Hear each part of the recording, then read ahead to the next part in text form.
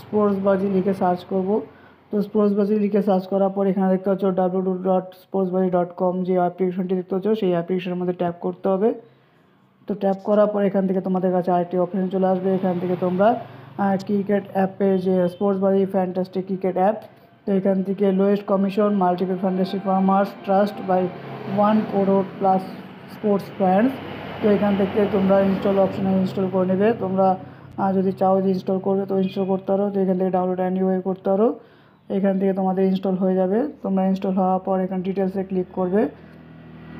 স্পোর্টসবাজি অ্যাপ্লিকেশনটি ডাউনলোড হওয়ার পর এটিকে তোমরা ইনস্টল করে নেবে। ইনস্টল করার পর তোমরা তো ইনস্টল হয়ে যাওয়ার পর এটিকে ওপেন করবে। তো আমি ওপেন করে নিচ্ছি।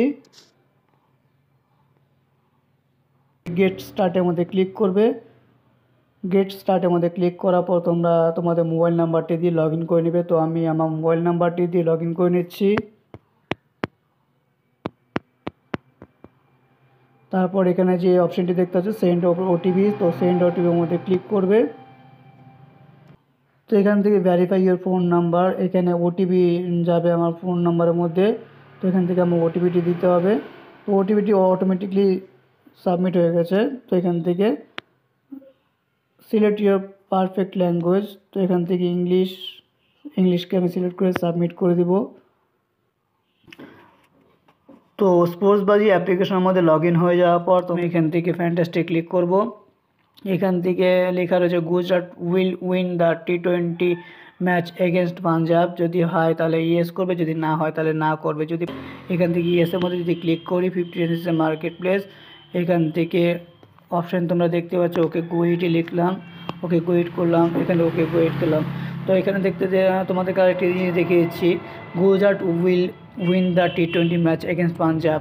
তো এখানে বলা আছে গুজরাট কি পাঞ্জাবের বিরুদ্ধে জিতবে, যদি জিতে ইয়েস, আর যদি না তাহলে নো।